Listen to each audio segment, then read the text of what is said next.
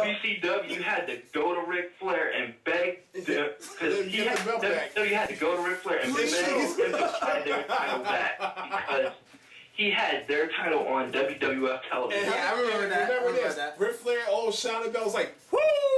Holding the belt up, and they had to censor that belt out with black. All right, point being.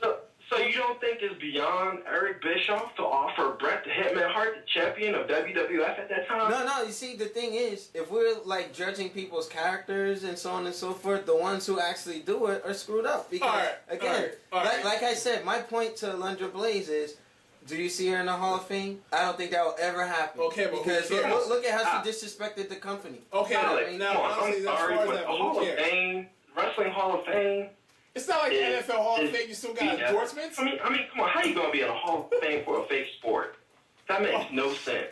Understand? It's more about the work that they put in. You can't say like fake sport nowadays. Yeah, but back then there wasn't no script or none of that shit. Yeah, I mean, I respect that. Even like when Bret Hart earned the belt, regardless to when Vince said he fought tooth and nail. Yeah, he fought. It wasn't scripted like this is going to happen. That and then if you want to put it like that, then why are we giving people awards for movies? They're fake stars. They're just portraying stuff. Yeah. You know what I mean? Like it's no different. It's just that. Yeah, but it's up to the audience whether they like the movie or not. In wrestling, you're pretty much like bookie. I'm the booker, and I'm like, all right, Alex, you're gonna be a star. This is what I'm gonna have you do to be a star. Right. Well, you see, I see your point, but you see the way that I see it as a whole, it's okay. Once you get there, it's what you do with that opportunity. If you work hard, you're gonna be, you're gonna play hard. Right, but how many people got an opportunity to be a star and drop the ball? Okay, look at Ultimate Warrior. Look what he did. You know what I mean? I loved Ultimate Warrior. Yo, I was taking like paint and freaking running around like And then he was supposed to take over a Hulk Hogan spot. And, he's a loose cannon. You know what I mean? He's trying to fight Tooth Cold Scorpio in Florida promotion. You know what I mean? Look it up on YouTube. Come on, man. I want to say that. Yeah, he had no hair. He's sitting there trying to Hulk up like come on, man. But I'm just saying.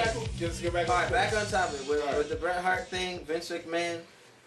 My thing is, if something is happening within your company, you have to look at the figurehead. Okay. If the problem is up here, it's gonna trickle down. It can't be something that happens at mid-level that the higher ups can't fix. So. Yeah. So Alex, that was the fix. He screwed him. Bret Hart bucked the system. He tried to buck the system and power play and tell Vince what was gonna go down in his own company. And Vince was like, all right, now it's like, but I'm gonna do it. I'm gonna do it my way. How's that confirmed? Like this. Like I said again, we could go by hearsay. We wasn't there in that office when Vince told Bret told Vince. All we know is what we see. It's in a documentary, Wrestling with the Shadow. Right. I remember that. It's not hearsay. Well, shit. I mean, anybody could document that shit. All right. So we got to bring this segment to a close, but my thing is, I look at Vince because if Bret, his contract was going to expire and he was concerned with that, he should have had him drop the title in advance so that Bret can sever ties without having... giving him the opportunity, or giving Eric Bischoff the opportunity, his mortal enemy at the time, for promotion. You should have been a little more strategic to make sure that you don't create any sort of dissension. That thing with Bret probably wouldn't have happened. They probably would have had better relations and so on and so forth. But the only thing I fault Bret Hart for, he was a little. He approached it the wrong way.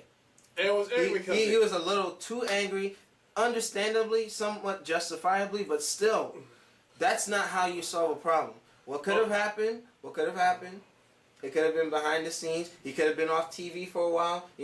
Hell, I mean, he could have just went to the other promotion and went and made money for the other promotion. That's the ultimate way to get payback. Dude, and then tomorrow morning I will wake up and we have bunnies singing Kumbaya. But unfortunately, business don't happen like that, especially in the wrestling. I fault Bret Hart for a lot of things. I fault him for not being a professional. But at the same time, though, we can't be. All right, yeah, Vince was. Come on, man. I don't want to hear that, Dave. Vince wasn't professional. Look, long story short. Vince McMahon only did what he had to do. Okay, he reacted because Bret Hart laid down Bret Hart laid down terms like he was still running things. But like, Triple H was doing the same thing. And he wasn't even fucking Stephanie then. But look, long story short, let's do it like this, okay? Company, employee to employer.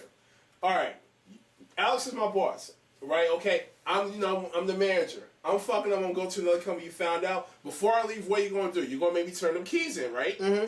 I don't turn the keys in. I'm gonna go like give it to the competition. Like here, what you gonna do? Stop the keys. You mean? Yeah, beforehand you have to have checks and balances. So basically, it's like this. Before that, so by Alex allowing that, that's his company. I work for this man. That's my fault. That's his fault. I take the blame because I'm gonna be in the fuck up anyway. But I understand what you're saying, Dave. Long story short, everybody was in the wrong, regardless of how little or how much somebody the right was. The history was already done. Now we just gotta focus on the day. Right. So you know what? And to close this up, those of you who have an opinion on this leave us a comment. You know, just so you know that we're not just doing like the gamings. You know, like it's primarily merging, gaming, and so on and so forth. But we're very wrestling opinionated, especially this gentleman with the mizzle back here. So if you want to join on episode 10, we want to have more people talking about a couple of things. But but you see, actually, I want to add like another segment. So I like Hogan, but he's gonna run TNA out of business. Brother. All right, we're gonna actually. I want to add one more segment to this, and it's in reference to the past pay-per-view. All right, so hang tight.